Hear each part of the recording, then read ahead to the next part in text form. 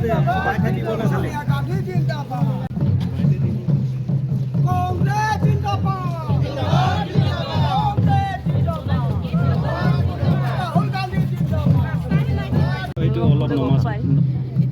নতুনকৈ গঠিত আমাৰ নিখিল ভাৰত কংগ্ৰেছ কমিটিয়ে দিয়া আমাৰ নতুনকৈ নিযুক্ত সভাপতি গৌৰৱ গগৈ ডাঙৰীয়াৰ নেতৃত্বত আমাক তিনিগৰাকী প্ৰেচিডেণ্টৰ দায়িত্ব দিয়া হৈছে।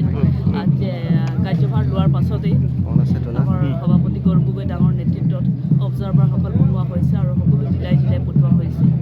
আজি বিশেষকৈ আমি কাৰ্বি আংলঙত আহি উপস্থিত হৈছোঁ। মোৰ লগত আমাৰ অবজাৰ্ভাৰ মদন বৰা আছে আৰু আমাৰ শ্ৰৱণ ডেকা ৰাজা আছে। আমি সকলোৱে আপোনাৰ কাৰ্বি আংলঙৰ যিমান আমাৰ দলীয় কৰ্মীসকল আছে তেওঁলোকৰ লগত আমি আলাপ আলোচনা কৰিম আৰু সাংগঠনিক দিশত কি ধৰণে আগবাঢ়িব লাগে সেইটোৰ কাৰণে আমি ইয়াত উপস্থিত হৈছোঁ। আৰু সেইটোৱে আমাৰ মূল উদ্দেশ্য।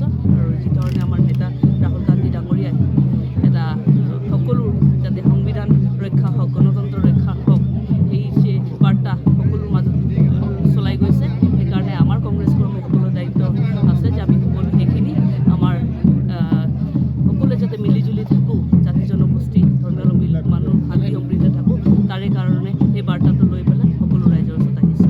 বাইদেউ, কাৰ্বি আংলঙত এবাৰ কিমান আশাবাদী আপোনালোকে? আমি সম্পূৰ্ণ আশাবাদী, কাৰণ আপোনালোকে আজি কাৰ্বি আংলঙসমূহ কাৰ্বি আংলঙৰ সকলো জনসাধাৰণৰ মাজত এইটোৱে ভাষ্য যে বা তেওঁলোকৰ এইটোৱে আশা যে বহুত হ'ল এই বিজেপিৰ লুটৰ ৰাজনীতি। এতিয়া সকলোৱে শান্তি সমৃদ্ধি বিচাৰিছে, সকলোৱে বিচাৰিছে যে সকলো মানে বাক স্বাধীনতা থাকক বা সকলোৰে আজি এটা ভাল পৰিৱেশত সকলোৱে থাকক। চাকৰি বাকৰি হওক বা আজি মূল্যবৃদ্ধি ৰোধ হওক, এইবিলাক সকলো বহুত ধৰণৰ কথাবিলাক আছে, বহুত আপত্তি আছে। আৰু বিশেষকৈ কাৰ্বি আংলঙৰ কথা আমি সকলোৱে জানো। অসমৰ ৰাজনীতিত আজি কাৰ্বি আংলঙৰ পৰা কি ধৰণে মানে গোটেই কথাবিলাক চলি আছে। সেইকাৰণে আগন্তুক সময়ত আমি চেষ্টা কৰিম। সেইকাৰণে আমি সংগঠনটো ষ্ট্ৰং কৰি লওঁ। সংগঠন ষ্ট্ৰং কৰিলে কিমান আহিব আপোনালোকে নিজে গম পাব। আৰু আমি আগন্তুক নিৰ্বাচনবিলাকত আমি জয়যুক্ত হ'ম বুলি সেইটো আশা কৰোঁ।